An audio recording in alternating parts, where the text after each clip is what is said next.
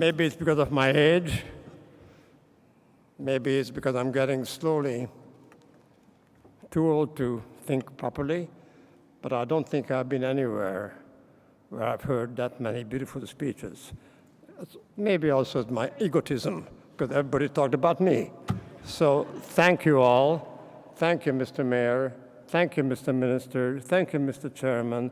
Thank you all. Thank you, Peter. Thank you, Dr. Rubin.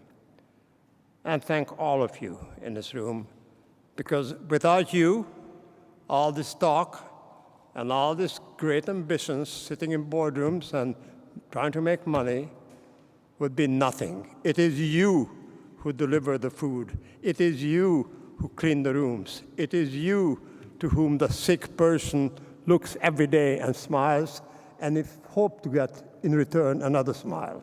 That's what makes the difference. You know, in life, few people are being given real privileges. The ability to give, the ability to donate is truly a rare privilege. But like all privileges, they bring with them an obligation. An obligation that you give your money where you put your money where your mouth is, where your heart is. And when you thank me for what I've done for Toronto, when you thank me what I can do for this community, it doesn't begin to express my immense gratitude, what this country has done to me and my family. I've been saying this now at the university, I've been saying it at the Munk debates, I've been saying it at every place where I'm able to make a contribution. Please remember, we're not talking here about charity, we're not talking here about a gift, we're talking here to repay a debt. That debt comes from the 14 people, including me being number one, needy, with zero to offer, no skills, no money, no contribution possibly, except the handout, please help us. Please take us in. Please look at us as human beings. And that's me, my father, my 87-year-old grandfather, my mother with a tattoo from Auschwitz, my uncles, my aunts, all came here from being dehumanized by a regime and a continent that knew and saw no parallel, where having the wrong grandmother condemned you to death. And you arrive in this paradise, a paradise that in the 40s was as far as the Mars is today. There were no TV sets. There was no little blackberries or blueberries or whatever you keep on looking at all the time. There were no TV sets. There were no shows telling you what Canada looks like or what the people are all about. None of us could speak the language. None of us were ever used to anything else for the past 10 years in that horrendous hunger and hate-torn continent than ruination, discrimination, and exclusion. And what have you done? You opened the door. You gave us everything. It is this very hospital, in this very building, where my 89-year-old grandfather was looked after. What human being would not keep on getting that much for that many years, for that many members of his family, without zero to offer, and not have a burning desire, a tremendous obligation to try to repay? I couldn't turn my father into a war hero in Canada. He was a Jewish Hungarian refugee. It was too late. Became in the 40s. I couldn't take my mother. I was too young. Yet I had classmates in my school whose parents were killed. For my sake, I felt. And yet they were there to show me what a hot dog is, because I never heard of hot dog. They showed me how to eat donuts at the U of T, at your U of T, Mr. Merker, which made me Canadian. Those were the days when the Class 5T2 SPS out in Ajax, and I was the only one not born here. I was the only one who was Jewish. I was the only one who couldn't speak the language. And you know what? They treated me like I was their brother, a brother in need, where they had to step up and not accept me, help me, include me, make me feel at home. How can you thank me? It is for me to thank you. Every dollar I give, everything I have been able to offer has been because I was been taken into this country. So for me to give and to do what I can to help this country, to help repay this country, is never enough. It's never, and Mr. Minister, you said I shake my hands because you don't understand. You were not exposed to the enormous hatred, exclusiveness, murderous atmosphere of the Europe I grew up. And to come into this country and to be from day number one, from every job I had, the first one in southern Ontario on a tobacco farm, then my summer job as an engineer in the Toronto Hydro, working with laborers who invited me to their home. Never happened to me in Hungary and Switzerland in 10 years. And then when I got invited, they said, oh, make yourself at home. Go to a fridge and eat what you wish. Go into a fridge from a country where you had to save up a month to get a meal, where people were dying on the street for food. This was paradise delivered. But again, it's not for me, not for just my mother, 14 of members of my family, not my children who weren't born. My uncle, my aunt's husband, their children, my other aunt, my grandfather, my father and his then new wife, his kid, all embraced. And let me say something to you. Yes, Germany now takes in, I understand, 1.4 million refugees. Yes, England has been very good. We have taken in 100,000, and we do that regularly. There's a hell of a difference between taking people in or embracing people and making them help to become you. And when I went out to that tobacco farm, pretending that I'm a real farmer, and only after 3 weeks did my boss say, I knew you're lying. I looked at your hand, and you said, well, you were a farmer, but your hand got soft on a boat trip. Nonsense. But you were living here, picking that damn tobacco in the heat, and you can come back next year. And he made me feel at home. And then I went to Ajax, and they made me feel at home. And from then on in, every step in my career, which had been long, boring, and full of failures and successes, every step in my career, I felt that enormous desire to become more Canadian, to do more for Canada. The further I went, the more passionate I became. And I was in London, and I was in Sydney, and I was in New Zealand, and I was in Cairo, and I was in Saudi Arabia, and I was in Argentina, and I was in Brazil, working, trying to make a living, building a company, making sure that it's got a Canadian flag on it.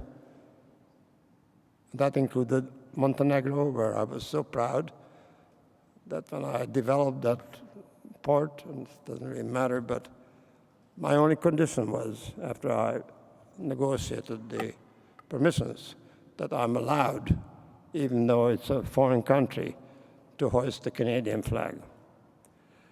You guys who were born here, you guys who take it for granted, will never appreciate the immense debt I have.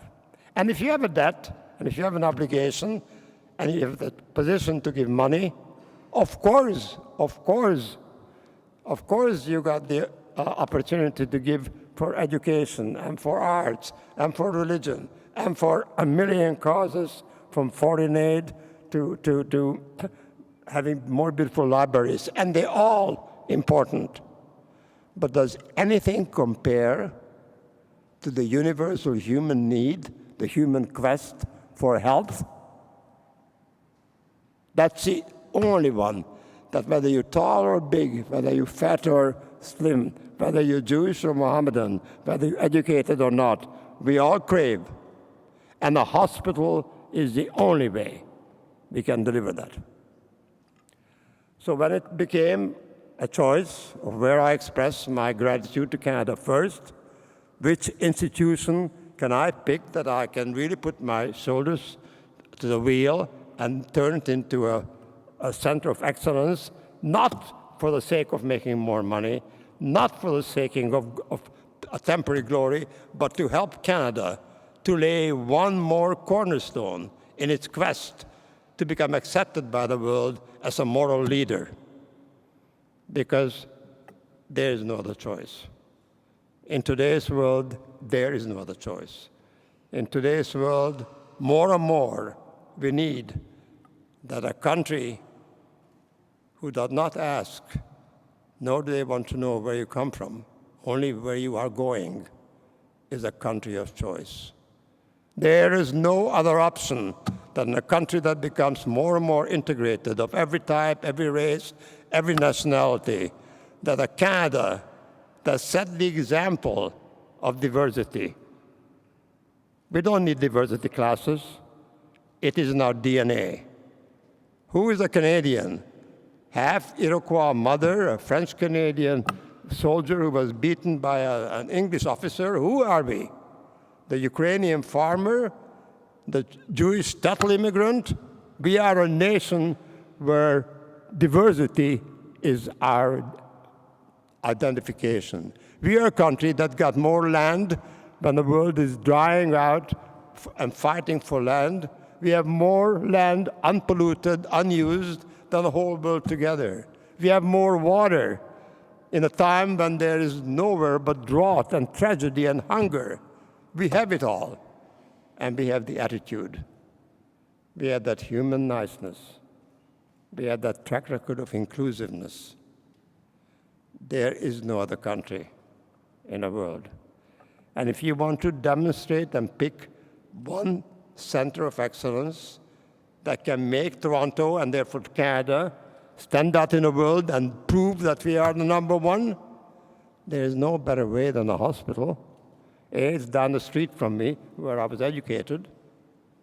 B, my grandfather passed away here and was looked after. But C, the Toronto General Hospital's origins made it an outstanding institution, and with the modern technology, innovation, and the modern approach to improving medicine in every way, in every shape, from DNA to cloud digitalization, this was an opportunity that you could not miss. Yes, we also happen to have the world's best health system. We may bitch, I bitch, you bitch. Hey, you got a great marriage, you bitched also. But deep down, you know you're married to the best woman there is. So we bitch about the healthcare, but deep down, we all know that there's no world, no country in the world that has a better one. But, you know, because it's a government-provided contribution, because the government looks after our health care, they cannot play favorites. And unfortunately, in today's world, where attracting the top talent is a key to a breakthrough, to making a Cleveland Clinic, a Mayo, ABM Anderson, it's people, top people. Yes, Toronto is a city today attracts everybody. You sit down with my friend Mary Gertler there from the University of Toronto, who runs it, and I remember 30 years ago when our biggest problem was brain drain. All the top Canadians were offered more money in Buffalo, in New York. So who was going to stay here? And that held true for the theater, for the arts, for the movies, for the creative arts, for the literature, for scientists. We lost them all. You know what happened? The brain drain stopped. And you know what happened further? The brain drain is turning around. Mark tells me that he goes to China, he would be able to fill the university with Chinese professors and other people. And my friend Peter, Dr. Pisters, said the same at the university. So while the national health care can provide the framework, they cannot play favorites. They can provide the salaries because they have to treat Perth and Peterborough or Parry Sound or Port Hope the same way. We need excellence. Excellence means that extra heft. Heft comes from top people, but the top people will only come here, despite of all what we have to offer, if you give them the tools to achieve their breakthroughs. If you give them the diagnostic technological means to excel and to come up with the kind of breakthroughs that the minister is talking about and that Barry Rubin is hoping about. And that is the role where we can come in. That is where we can provide the extra funding that the government cannot do. And that extra funding can make the difference. And let me just in conclusion say that this was a phenomenal journey of the past 30 years for Melanie and myself. Unless and until you have a passionate objective to which you give, and you see the objective becoming realized every day more so, you see more and more people of the capabilities, of talents of Heather Ross and Tyron David and Dr. Rubin subscribe to that idea. And you know that the people who introduced you to the idea, the Fraser Elliott's and the Tony Fells and the Freddie Eatons and the Ellen Hudsons, they all have their shoulders still to the wheel. The satisfaction you get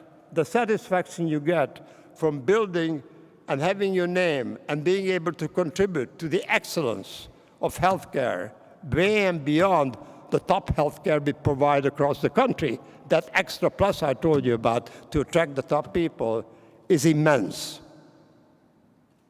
What can you do for an art gallery? What can you do for any other cause where when you walk on the street or you go to a restaurant, people will come up to you and say, "Are you Peter Munk?" And I don't know whether they're going to spit in my eyes or whether they're going to kick me in the shin or call me a dirty Jew. I don't know what's going to happen. And they say, "You know, my mother's life was saved. The care she had was second to none."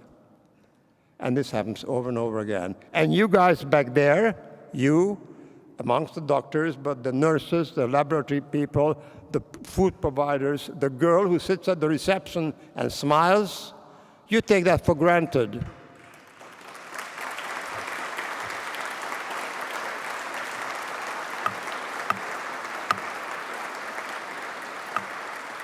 But for normal beings like me, particularly my kind of a being, where my left-leaning daughter calls me an angry, white, out-of-touch male chauvinist. So, you know, I'm not used to coming up to a restaurant and saying, "By God, I got to thank you for what you've done." You guys get it, but you guys work here. I don't work here. I just have my name here. So let me tell you, this was a hell of a trip. When you're reaching 90, you can allow the luxury of leaning back a bit and starting to dream. My dream was always about trying to repay Canada. And to realize that dream and to know what I learned every single time I was away from at home from Canada, that this is the best country in the world from every point of view. I want to promote Canada. I want the world to accept that we not only excel, we not only have the film festival, we don't have just the greatest amount of land and unpolluted waters and lowest crime rate, but we have the attitude. We have the attitude that in today's world of conflict, in today's world of fighting, in a polarized atmosphere we live which endangers our children, Canada has to become the moral guidance for the whole world. The world needs more Canada, not less. And if my contribution to the Cardiac Center, together with all of your contribution that comes daily and by the kind of attitude you've been displaying all along, helps achieve that by creating one more building block, one more testament to the world that Canada indeed is a country to follow by everybody, I've achieved my dream. And for that, I thank all of you, every one of you in this room. I don't care whether you clean the floor, or whether you're chairman of the bank, or whether you are running the biggest law firm. It is all of us together in this, because it's the future of our children, it's the future of our country that will determine the future of your children's children. So thank you.